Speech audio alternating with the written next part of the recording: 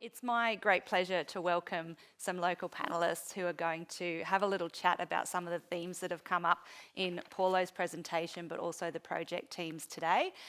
We thought this was important because so much of structure planning, as Mayor King reiterated this morning, is not just about what council can do, it's what about everybody in this room can do. So firstly, we have Aunty Ruth Davys. Ruth is the vision keeper of 100% Aboriginal-owned Giilangyaldhaanygalang Wiradjuri storytellers. I did practice, I promise. A Wiradjuri language and culture education and consultancy company with a vision to increase your knowledge of First Nations people and assist First Nations people to be their creative selves. Ruth is an excellent advocate for the local Aboriginal community. She's recently completed a Certificate 2 in Conservation and Ecosystem Management. Ruth is a community connector and understands how important collaboration and walking together is for our shared future and for the future generations to come. I especially want to thank Aunty Ruth. With NAIDOC Week coming up, the local Aboriginal community has been absolutely inundated with requests from lots of local schools and organisations to come and start to raise education awareness about our First Nations culture. So we couldn't be happier that you made some time to come and join us today. Thank you, Sonia. Our next speaker is Sarah Lebner. Panellist, sorry. Sarah Lebner is the Director of Cooee Architecture, a new regional practice focusing on energy efficient and low carbon homes. Cooee practices throughout the Victorian High Country, New South Wales Snowy Mountains, ACT and surrounds. Prior to relocating, Sarah was the Principal Architect at Lighthouse Architecture and Science in Canberra. Sarah is also the author of 101 Things I Didn't Learn in Architecture School.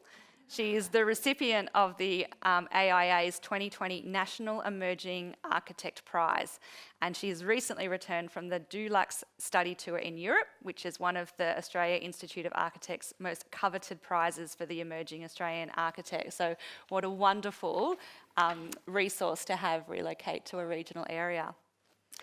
Our next panellist is Mark Harrison. Mark has over 20 years' experience in executive project planning, delivery and client-side roles. He has worked for government, not-for-profit and private sector clients and firms in a variety of strategic leadership and project management roles. Mark is currently working at School Infrastructure New South Wales. He's developing long-term land identification and acquisition strategy, and excitingly, this includes he's leading the site acquisition process for the Thagoona-Ralinga growth area. Now, Paulo, Macchia, you've already been introduced to from earlier today, and he's going to join our panel as well. So thank you everybody for agreeing to come here today and brave up to this audience and make some suggestions about how we can approach this review of the Thagoona Structure Plan and some of your ideas and tips for how we can go about it. So for our first question, I invite Aunty Ruth to speak on, what does caring for country mean to you? I've got my notes with me because there's such a lot to talk about, so I hope I don't take up too much time. That's all right. And I've just realised I'm actually wearing some country today. I've just come from some preschool sessions, so I've still got my ochre on my face. But what does country mean? What does caring for country mean? Is that the question? Yeah, we hear it. What does it mean? It encompasses so much. I suppose I'm here primarily today to, encourage you and others increasing their knowledge of Aboriginal ways in conjunction with caring for land. We talk about caring for country, but it's more than just caring for country. It's being a part of country. Where do we come from? Our way of thinking is about being born from the land. We are here, we work with the land. We work with the land. We don't make it change. We work with the way the environment works. I think that's really important to understand, and especially, we're talking about lots of wildlife, lots of habitat in this area. I mean, it scares me today to drive down from Barella Road to the shopping centre and actually, to the roundabout and to see the amount of houses going up either side, but the amount of kangaroos running and where do they go now? So, it is about in conjunction with the rest of what's happening around us. And that is that the country's not just earth and dirt, but it's what holds our breath, the trees. Without the trees, we wouldn't be here, would we? We wouldn't have a sustainable life. So we need to be caring for everything that comes with country. We've got so much of our our way of thinking is to think of Mother Earth, so Giilangyaldhaanygalang and Babinweir as people, that they are our ancestors. It's where we come from. It's our lifeblood, it's our veins. So the way we care for country has to be with love. It's not just about building, it's not just about picking a site and going, here, I want my house here, but what does that house there affect? What's the effect on the environment around it? And I think we've seen that in some of the previous slides with the underestimation of the growth that was going to happen here. I think this is such a beautiful piece of the country that more and more people are coming to reside. I heard the word tree change, you know, people are coming from these concrete jungles to live in this part of the world because that's what we've got. And I think the other thing I suppose when I talk about caring for country is the fact that it's about, and Kendall just touched on it, habitat protection, it's the bushfires, it's learning how we care for country effectively so that it keeps giving to us, because at the moment, I think what I'm seeing is we keep taking away and we're not giving back. Yeah. I'll finish there because I know there's more questions coming. No, it's, as Paulo mentioned this morning, it's an emerging areas for architects like you, Sarah. So, you know, when you've been hearing this phrase, caring from country, where do you see the opportunity of when we build a house, how do we design with country when we build a house? Yeah, it's easy to get intimidated by the term if you're not familiar with it. And I think what I've learnt so far is that even if you're just beginning on your understanding of Aboriginal wisdoms and cultural knowledge, it's still very easy to get started on that healing and caring for country. And one of the easiest tactics that I always keep in the back of my mind when I'm working on any project is to remember to think of country as a client at the table beside your human client. So remembering to design for animals, plants, soil health, waterways, as well as the client that's sitting in front of you. I think it's very easy to forget in Australia just the extent that we are covering the globe with development, and that we really need to find a better way forward to make sure that we're not suffocating landscape and country as we're doing that. So, I mean, to touch on some of the things that have been spoken about in a broader sense this morning, it might be as simple as building less footprint and more planting, less lawn, more native landscaping, more veggie gardens, less crude site cuts, more working with existing slopes, good stormwater management into wetlands, maintaining animal corridors, using dark sky friendly lighting. And I'm not sure if you also mentioned connecting to country in there, which is slightly different. It's about helping us all learn and observe and engaging with country. And again, ideally you include that cultural connection and learning, but there's still a lot we can all be doing to reconnect with country and landscape and the natural world around us. And when we're designing places, we can also foster that learning and observation with things as simple, again, as homes that are designed for solar passive design, so people feel connected to the way the sun moves during the day in their house. They're getting that warmth from winter sun. There's cross ventilation, keeping that focus on keeping some outside space so they can be out in landscape and interacting with nature. I love that idea of thinking about country as a client at the table. Mark, you don't design houses, but you do think about the delivery of community infrastructure like schools. Yep. Has the designing with country, connecting with country ideas started to affect the way that you guys are thinking about planning and delivering new schools? Yeah, absolutely. And it's not really about the architectural element. We're trying to start this at the site selection process stage. So we're very careful around making sure that the sites we select are technically outside of any sensitive Aboriginal heritage areas, and that's the start point. I think the opportunity we have with some of this is to build it into the education from the very start. So I think if we're going to educate our kids, and you know, I'm still being educated in this, but if we're going to educate our kids from the start, the way the site responds to connection to country is really important, and we'll at the right time we'll engage with local elders to do walks with country across sites. We've got a great example of this at Giilangyaldhaanygalang at the moment, which has ended up with a beautifully designed school, which recognises those old journeys across that site, and they've been embedded into school design around how the kids will continue to have that journey through that school site. So I think that's the opportunity, is around that education, which I think leads to all of those other great conversations that we can have with our smallest students around Mother Earth and how we should be protecting the natural environment, which I almost think 20 years ago we were better with that conversation. I think we've almost normalised it too much. We need to go back to some first principles about that education. Yeah. Paulo, on your slides, we saw that the Government Architect New South Wales has some designing with country guidelines, so that people in this room don't have to read it. How do we start? Like, what is the first step? Well, I think the first step is just to acknowledge that we're all going on our own journeys, and that in the future, our kids are probably going to be way more literate and comfortable with this because they're learning about it from a young age. But a lot of us are learning about it kind of now or recently. So what I would suggest is utilise the great resources that you have in your communities, utilise the knowledge holders and engage with them. It's great to have Aunty Ruth here today to kind of set that scene for us. And when you do that, I think you need to approach the opportunity just with an open mind and an open heart that you're going to learn something here. And that kind of starts with respect. And what we're trying to do, I think, is understand how cultural knowledge can contribute to the work that we're doing and sit that alongside our Western knowledge systems. So in doing that, we need to value cultural knowledge the same way we value technical knowledge or technical expertise. So that includes making sure that the teams that you work with understand the principles of Indigenous cultural intellectual property.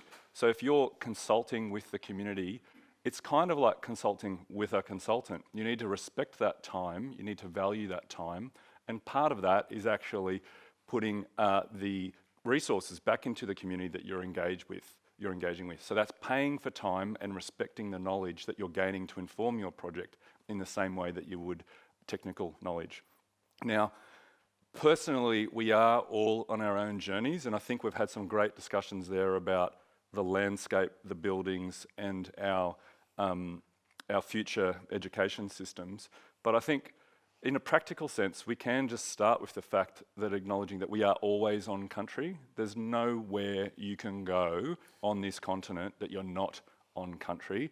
And when you look around us, there's nothing here that hasn't actually come from country to be made for us to benefit and care for the spaces that we're in. So when we're making these places, let's be really careful, let's be really thoughtful, and make sure that we're respecting country and we're being as efficient as we can with the land and the resources that we're consuming, and hopefully learning and growing ourselves through understanding that cultural knowledge that's being shared with us. I think you talked about walking together into the future, and that's really about mutual respect, I think. Yeah. So, Aunty Ruth, thinking about what Paulo said, I'm sure you've seen consultation with First Nations people done well, but I'm also sure you've seen it done badly. If people in this room decided that they did want to start caring for country more and they want to learn about, how to do that locally, what tips would you give people in this room about how they should approach trying to learn that stuff here in Albury, Thargoona, Ralinga? Pretty much backing a little bit of Paulo, what you said previously, but it is, and all of us have agreed to it, but think of Mother Earth as your mother, as a human being, and she sits alongside you whenever you're having these conversations. This is a new way of thinking, and that's what we have to continue to do, is to be innovative, and not just think about us as the people, because we're here for a very short time. We do have our sons and our daughters and our great-grandchildren and everybody coming behind us. So what's that legacy that we're going to leave for them as well? I think it is about increasing your own level of education, and to do that is to engage with us. We've got, the local Aboriginal Land Council, we've got the Men's Shed, there's women's groups out there.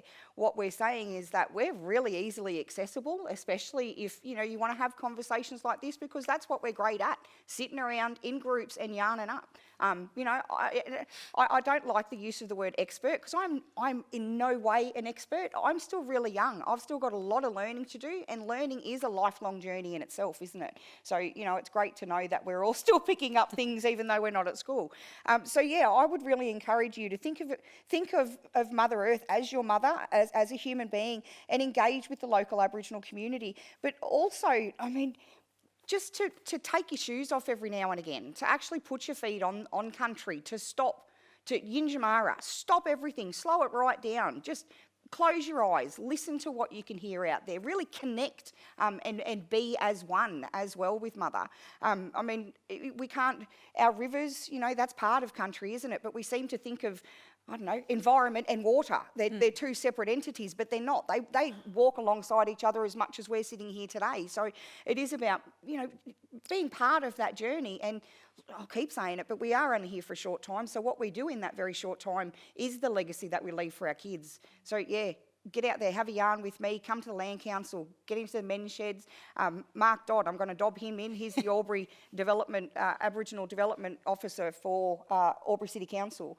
You know, you've given my website now, so I love to share and I love to have conversations as well. But yeah, our time does cost sometimes as well. Now we're going to hand over to Sarah.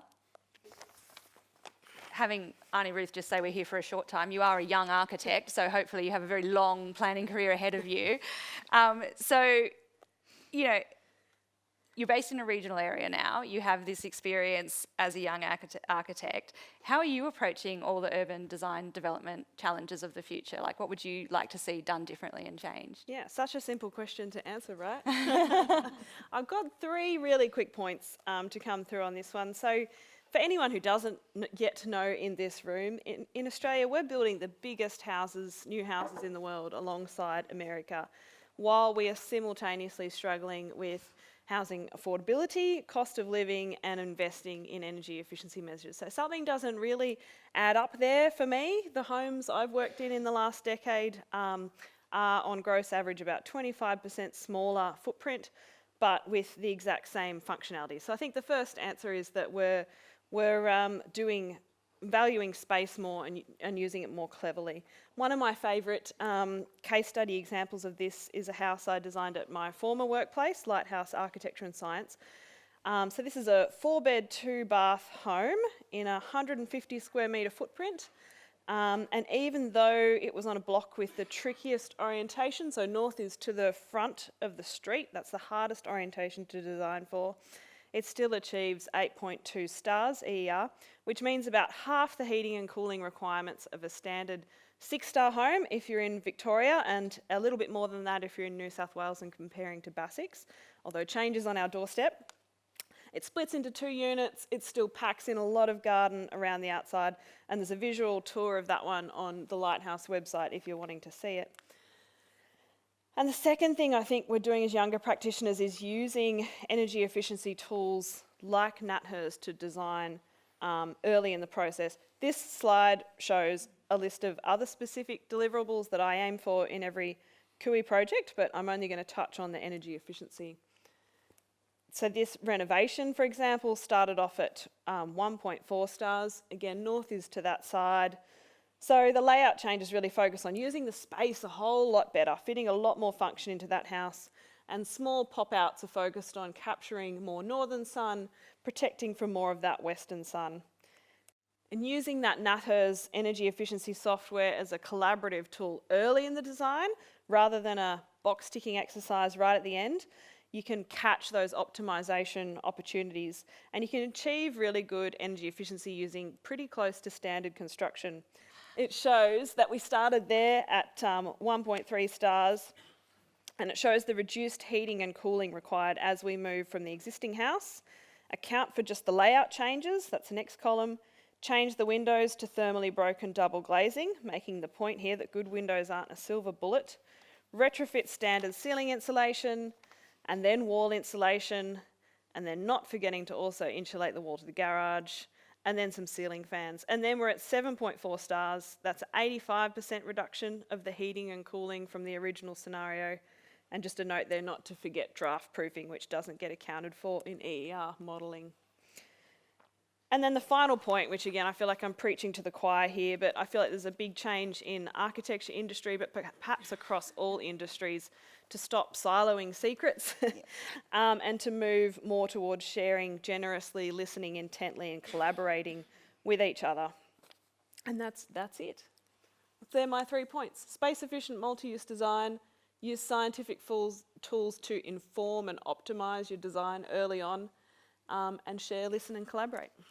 Thanks, Sarah. Paulo, you were talking in your presentation this morning about what the planners in this room call the missing middle, and it's something that the Albury City Council's recent housing strategy also talks about. But when we drill down to it, just what are the barriers that people are encountering when it comes to listening to someone like Sarah and saying, okay, if I want to start building differently and building smaller footprints houses, why is it not happening?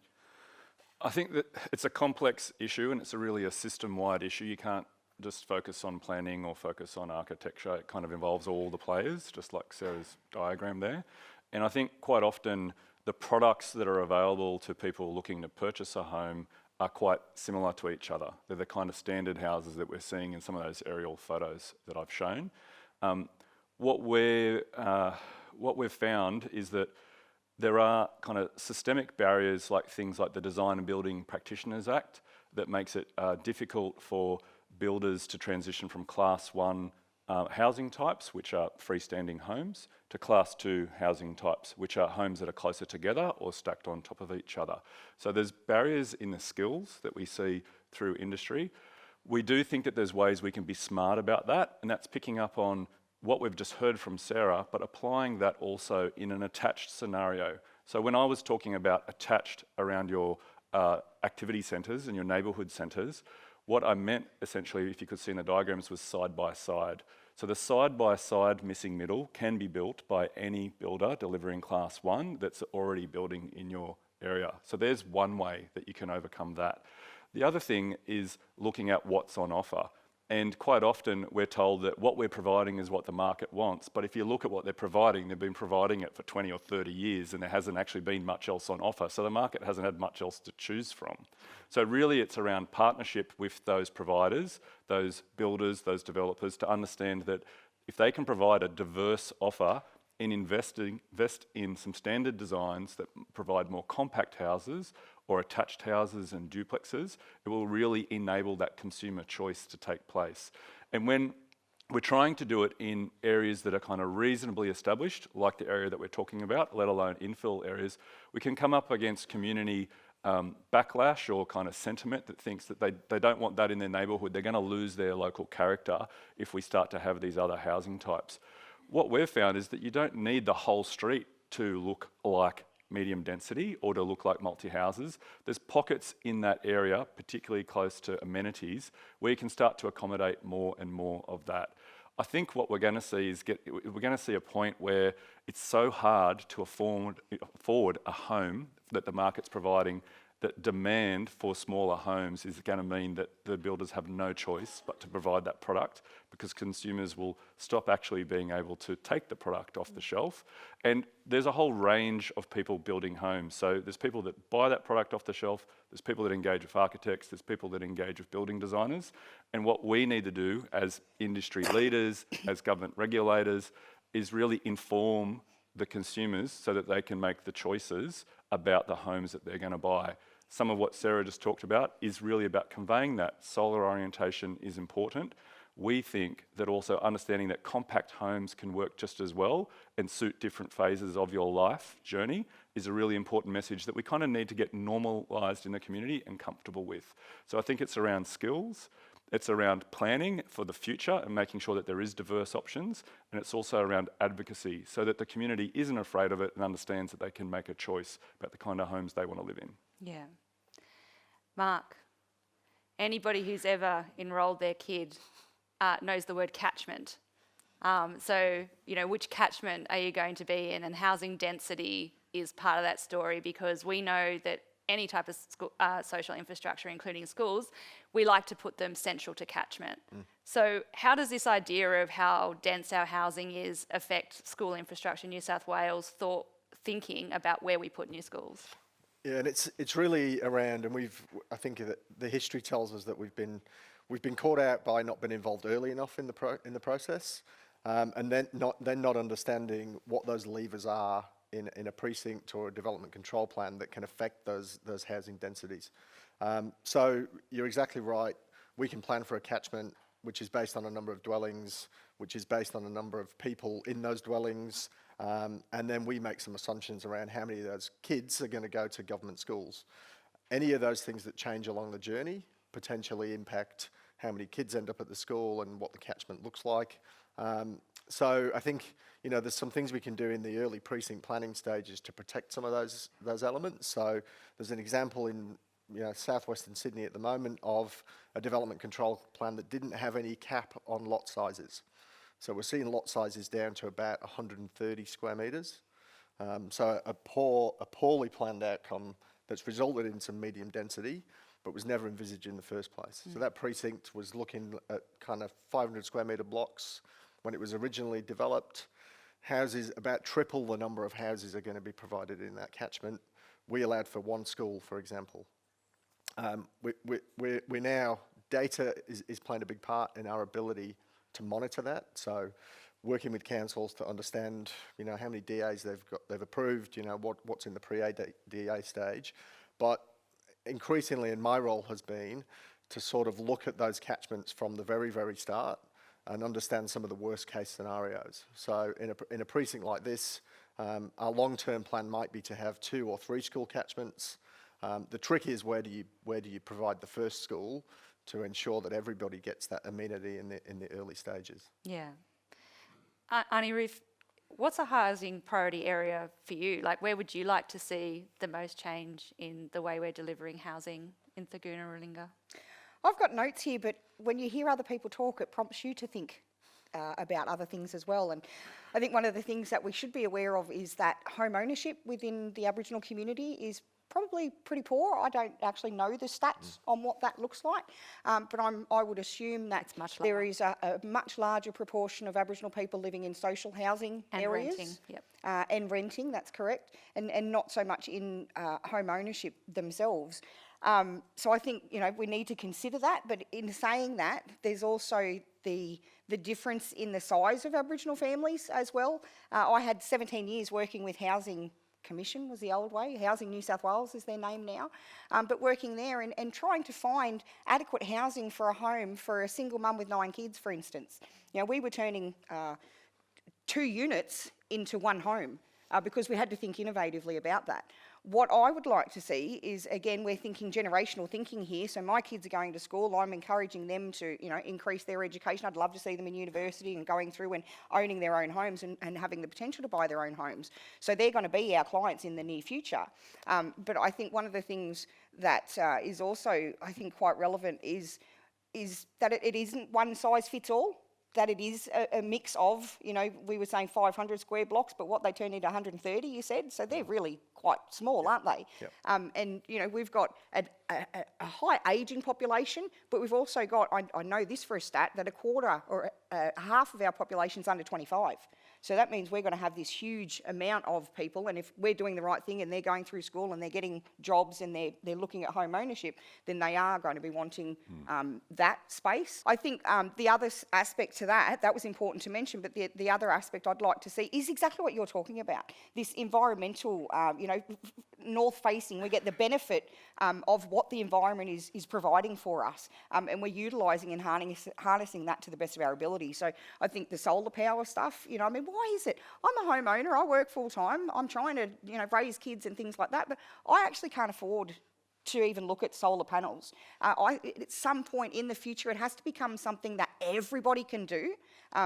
We've got, the Housing Commission, again, they're trying to do these things, but it's an added on for them, which is a great thing. But as a homeowner, where's the ability to be able to do that?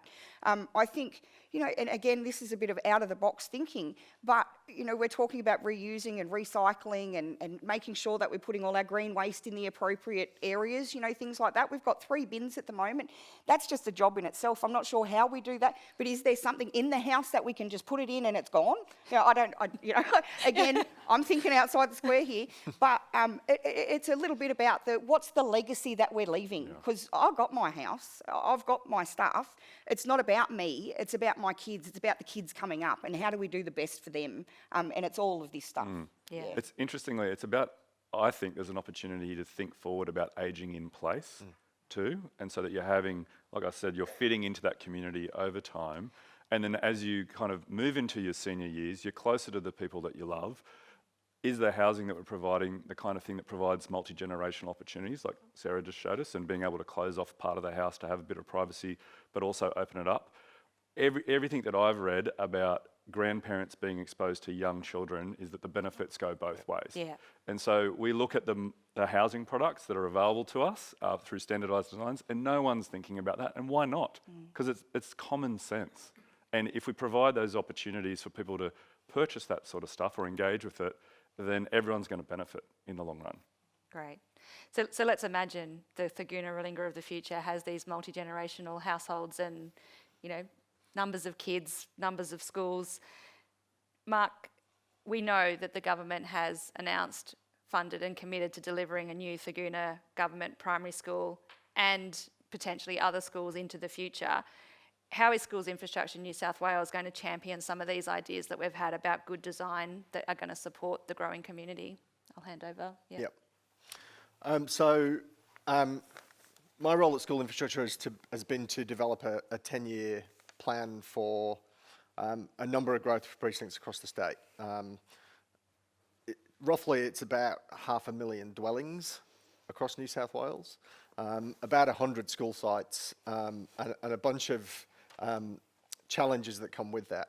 And I've kind of grouped them into three areas. So the first one is that catchment location planning. So being at the table at the very start of precinct planning, like Giilangyaldhaanygalang, is absolutely critical.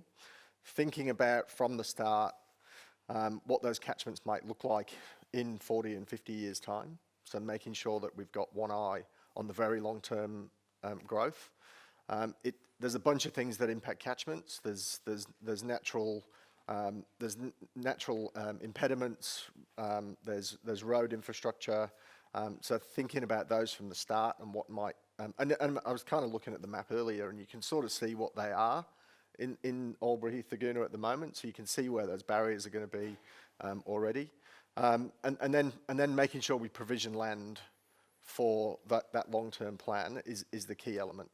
We need to give ourselves flexibility. Yes, we can talk about the size of schools and whether they're 300, 600 or 1,000 kids in the long term, but provisioning the land in the first place and getting it in the right place is how we protect that future flexibility.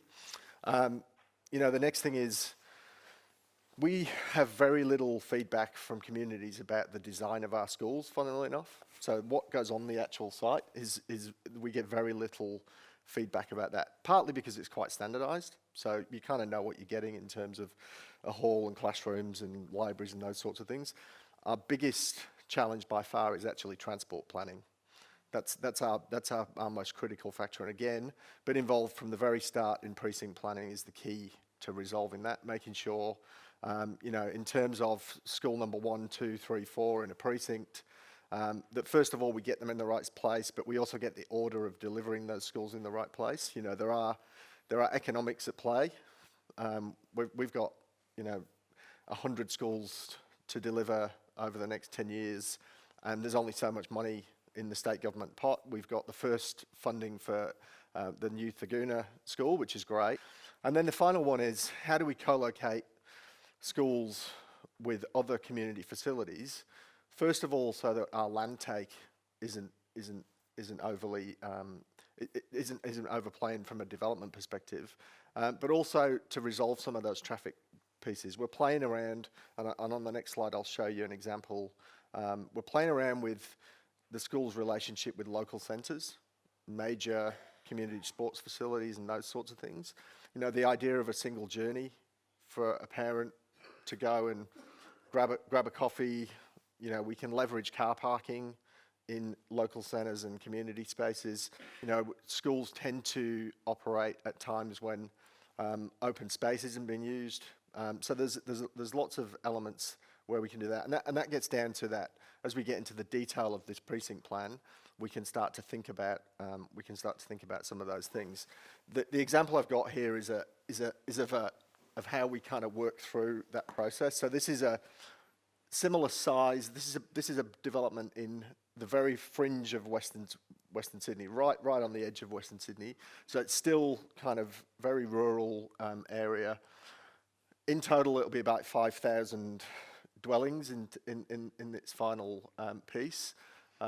So thinking about from the very outset of this is very early planning, where the school sits in the catchment. So how it relates to local centres and how it relates to community open space. And the other thing that we're seeing with technology is we can do that sort of master planning that we've got on the right-hand side in about 2 to 3 weeks now.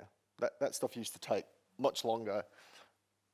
Technology is allowing us to play with those things, play with where the school entry is, do some rapid transport assessment around how that will impact traffic flows. So we can really get into some of the nitty-gritty.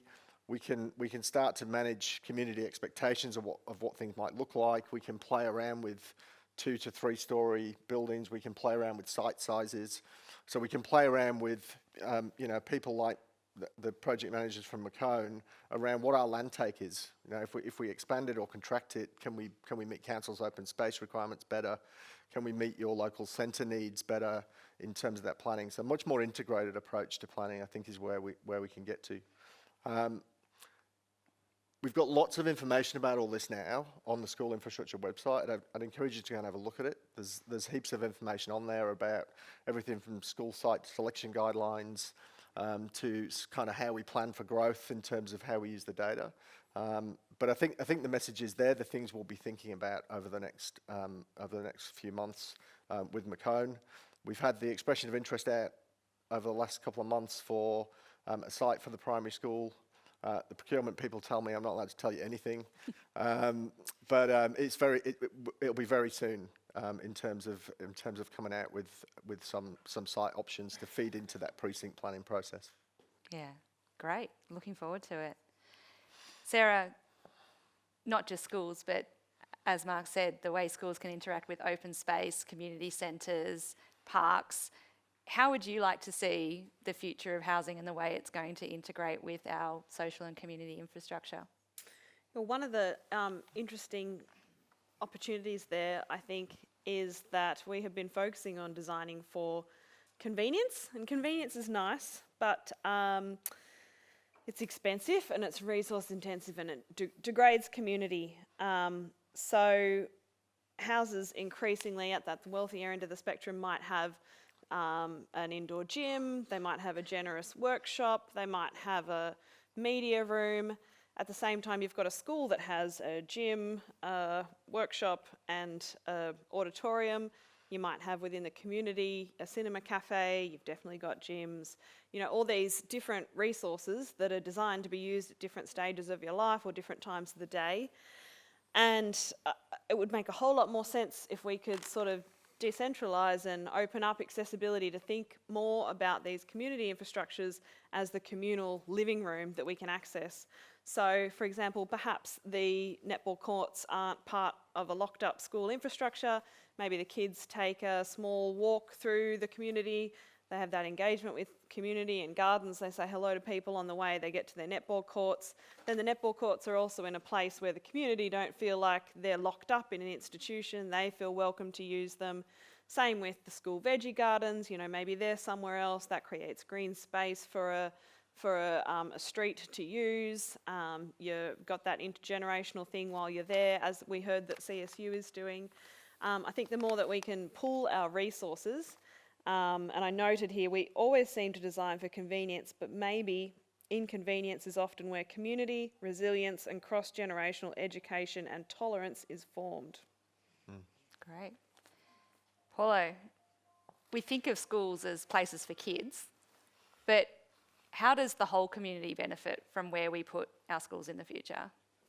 It's really refreshing to see Mark's 3 key points there and to see that co-location of community infrastructure, that idea of the school being either located near a public open space or providing a shared public open space as part of its infrastructure.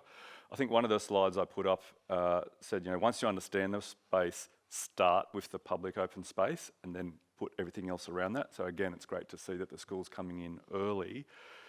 Those spaces are utilised for all sorts of things, and we know how they're programmed and how they're utilised for sports, but they're also safe spaces for free time for young people, not to be inside on devices doing those sorts of things. So I think the provision and their use is one thing to start with, and then we can think about, well, how can everyone feel safe and included in those spaces? And for me, that kind of points to Mark's first point, which is around the catchment and the community. And I think we've all probably had our own experience through schooling, and then maybe the generations that have come after us, we've kind of come back to the school system in a different way. But I moved away from the place that I grew up for work. I probably had a whole lot of relationships that were professional in the new place that I was in, and it really wasn't until my kids started going to school that I started forging connections across that community. We started looking after each other's kids, we started hanging out in shared spaces, and we really kind of felt like a community. So providing that space allows the catchment to come together, and there'll be more than one school and there'll be more than one place to hang out, but I think it's about that inclusivity. And then interestingly, you talked about links through the space and getting around the neighbourhood. I think your second point was about transport planning and the congestion. Again, we've all had different experiences. Growing up in the region that I grew up in, I was able to walk 2 kilometres to school from year 2, right? So I think we've got a whole lot of things to like unlearn and remember how it was, you know, that you could go to the school playground after school hours, that the fences were kind of low and there were places to get in, that your children felt safe navigating the community and getting home. And if they feel safe, or if you have the opportunity to show up on a bicycle to pick them up and take them away, that will ease congestion, of course. And if you're not kissing and dropping and kissing and picking up, they're those kind of free times that you have in your life where you've got 35 minutes or 40 minutes or even 15 just to hang out with the people in the playground at pickup. Now, during COVID, we weren't allowed in school grounds for a while, I think, in most places. Yep. But before that, you might get there a bit early, hang out with some parents, do the pickup, and then maybe move over to some other space where the kids would play. And you had some time between pickup and dinner. And what a great asset that is to community inclusion and cohesion. So these spaces are kind of fundamental, and they play different roles at different stages in our life. But it's really refreshing to see that we're kind of unlearning, and we're thinking about integrating the schools into our community. Yeah, thanks. I'm going to loop the conversation back round with you, Aunty Ruth, because we started talking about caring for country and how we need to do things differently. And now we've come a full circle to talking about the way these in-between spaces, our schools, community centres, parks, and these places where people interact with each other. Where do you see the opportunities to improve the health of country, but also simultaneously be improving the health of our community? I think that's it, connectedness. It was what you said, Mark, what you said, Paulo, because Mother Earth is sick. What's happening on the ground, though, is affecting us. We've had an increase in mental illnesses. I mean, COVID's another thing as well, but I really do think it's a lot to do with if we can heal country, we heal ourselves through that process. It's about connectedness. I think it's about leaving those open spaces, so I don't need to rehash, but I think that's really important that we do have the parks and we do have access by bicycle. I love where I live because I can walk to the shop, I can walk to the school, I can walk everywhere. And I think, you said 2 kilometres. Get a room full of kids in here and say 2 kilometres, you'll hear, what? You want me to walk 2 kilometres? So it is about remembering, the journey previous to us as well, because we've made life too easy and too convenient for us. So it is about, taking it back that little bit. And I think there's an opportunity here for us as community to come together to work on country as well. It's not just about the builders or the architects, but it's about the council who, will get in there and move some dirt and do things, create the parks, but to actually have that connection with the Aboriginal community too, to be a part of that. It'll provide that healing for us, but there's the connectedness with the whole of community. And I just think, together we're better. Yeah. That's. Yep. Thank you. Thank you. Yeah. And thank you to, please, all our panellists who prepared their information today and spoke with us all so frankly. Thank you.